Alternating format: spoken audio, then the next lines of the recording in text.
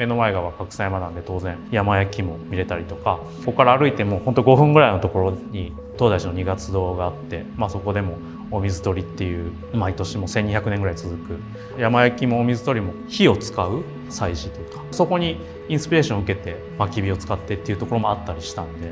そういう意味でなんか料理とこのロケーションとすごい親和性もあるなっていうのは感じますし、お客さんもなんかそこを楽しんでいただいてるんじゃないかなっていうのは感じてますね。やっぱり調理するっていうのはその食材の水分をどうコントロールするかっていうことだと思うんで、そこのコントロールっていう意味ではすごく面白い結果が、他の熱源とは違う結果が出るなっていうのはもうやっててすごく感じるところですね。なんで仕込みの段階ではどれだけいい状態の水分をその食材に残して保存するか、もしくはそういった状態のものを仕入れるかで、いい状態のものをいい状態のまま焼き上げてお客さんに提供するっていうことが、焚き火を使えば可能だなって思ってるんで、なんか一般的には焚き火で焼くっていうとスモーキーな香りみたいなところがおそらくイメージとしてすごいあると思うんですけど、僕らが実際その焚き火で調理してて思うのは、外的な香りをつけるっていうよりは、もともと持ってる食材のピュアな旨味だったり風味だったり香りだったりっていうのをなるべく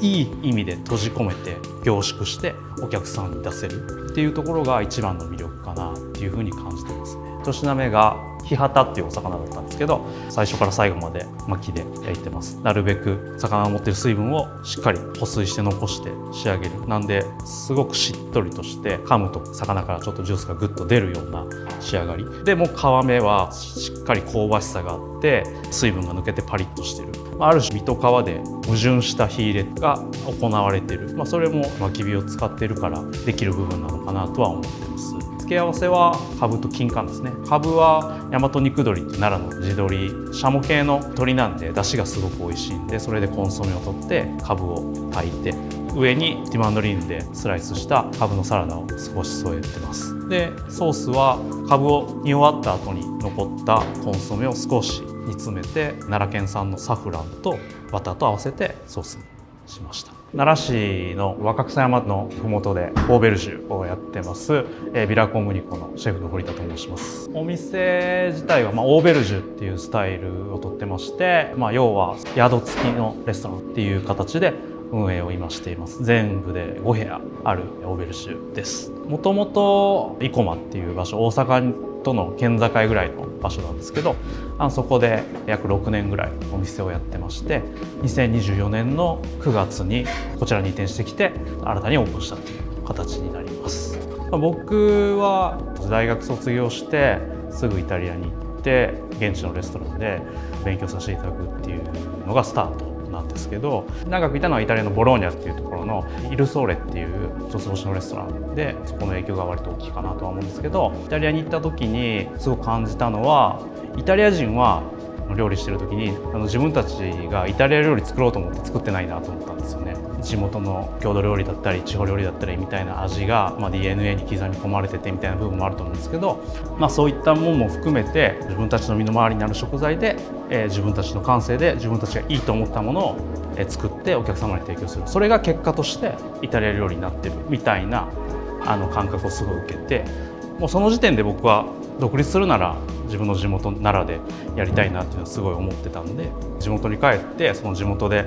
無理なく手に入る食材を使って、それまで自分が経験してきたいろんな知識だったり技術だったり感性だったりとかを使って料理すれば、それはある種イタリア人がイタリアでイタリア料理作っているのと結果として同じような精神性で作ったものが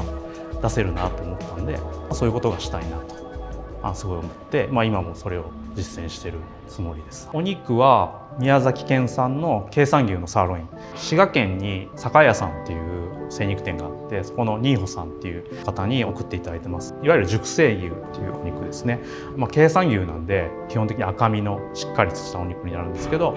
そのままだと多分すごく筋肉質である種硬いお肉だと思うんですけど、それを新穂さんが手当てしていただくことで柔らかくなって旨味もすごく出た状態、それを送っていただいて、お肉自体はもう今日は本当すごくシンプルにもう薪火でグリルして、お野菜も季節の葉玉ねぎですね、こちらも薪火でローストしたものを自家製のトウモロコシで作ったお味噌とフルーツの柿で作ったビネガーとヘーゼルナッツと合わせて作ったソースでその玉ねぎをあえてガルニチュールにしてクレソンとルッコラのお花のサラダを上にちょっと添えて、もう二保さんから送っていただいた時点でもうお肉自体は僕はもうほぼ完成されたお肉を送っていただいてるっていう感覚なんで、そのお肉からなるべくしっかりその味を残して凝縮して焼き上げる、かつ表面はしっかり香ばしく焼いて焼けた香りと香ばしさとで中から出てくるジュース、魚と割と考え方としては似てます。側と中のある種ギャップがあるという風に仕上がるように意識して火入れをしてます。食材はすごく恵まれてて、料理するっていうことにすごくいい土地だなっていうのはすごく感じてますし、自分たちの身の回りに作られてる肉はこれで、その肉しか持ってない美味しさみたいなのもきっとあるなと思ってて、なんかとにかく美味しいものをどっかから探してきてこのテーブルに乗っけるっていうよりは、目の前にある食材の良さ美味しさっていうのをきちっと探してあげて表現するっていう方が僕たちらしいなと思うし、ここでやるべきことなのかなっていうのはすごく地元に帰って料理してきて感じてるところですね。僕も旅先で食事する時にすごい思うことですけど、やっぱりその土地でしか食べれないものを食べたいなって思うのは同じかなと思うんで、いらっしゃるゲストも、宿がついてるっていうのもあって圧倒的にやっぱり県外のお客様、本当いろんなところからありがたいことに来ていただいてるんですけど、野菜、お肉、フルーツ、ハーブなんでもそうですけど、やっぱりその生産者さんとの距離も近いっていうのもあって、やっぱその鮮度っていうのがすごいお客さんも敏感に感じ取って喜んでいただいているなっていうのは感じてます。でやっぱそれと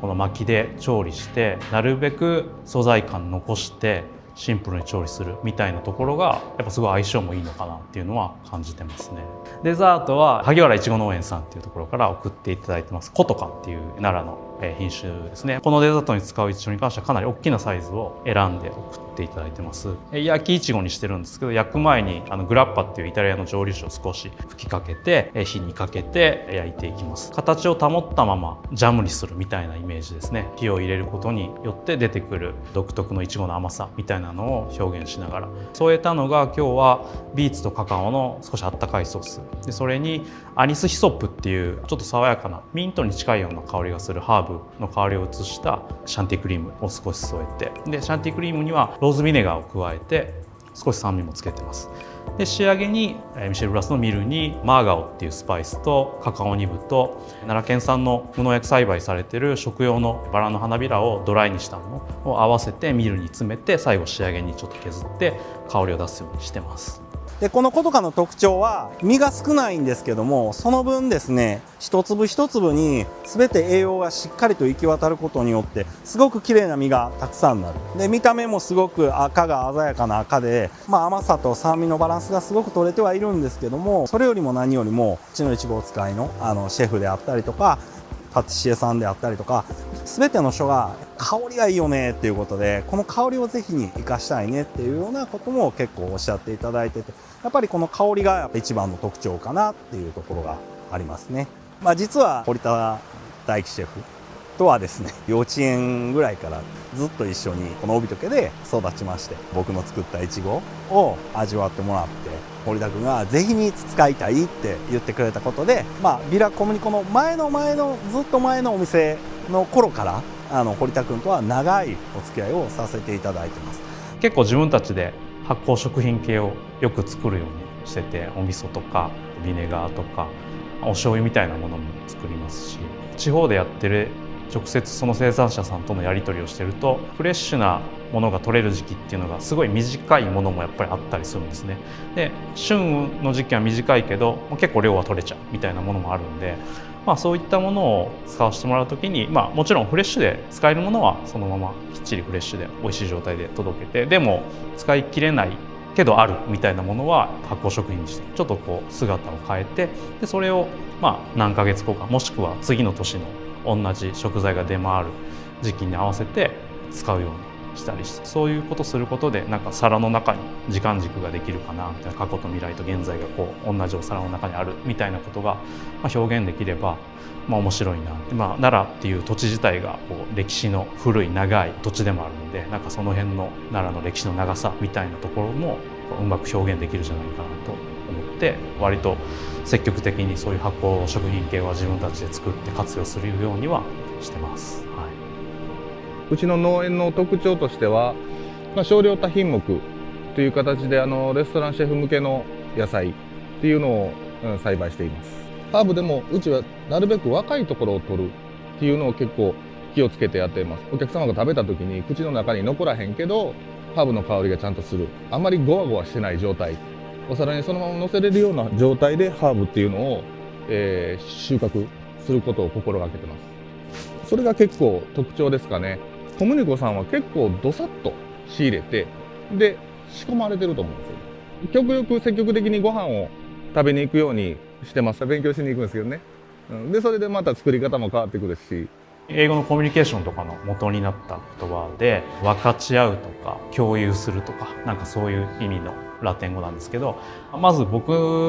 の料理人としてのそのバックボーンとして、もともとはイタリア料理がスタートなんですけど、その後フランス料理をやる時期があったりとか、ここ開業する前もちょっとスペインの方に行かせていただいて勉強させていただいたりとかもしたんですけど、いろんなジャンルを渡り歩きながら料理をしたっていうのもあって、その自分の料理がいわゆるスペイン料理ですとか、いわゆるイタリア料理ですとか、いわゆるフランス料理ですとかっていうカテゴライズがなかなかしづらいなっていうところもあっていうのがまず一つと、あとは例えば何かフランス語でイタリア語でもしくは日本語でお店の名前を付けると、じゃあフランス料理なのかなとか、これはイタリア料理なのかなとかっていう先入観を持ってお客さんも召し上がられることになるかなとか、そういういろんな理由があって、そのフランス、イタリア、スペインの元になってるラテン語の言葉で一応名前を付けて、で僕たちがお付き合いさせていただいている生産者の方っていうのも小規模でもうほんと少しずつのものをこだわり持って作ってらっしゃるみたいな方がほとんどなんですけど、もちろんお互いビジネスなんでそこに金銭のあれは発生はしてるんですけど、当然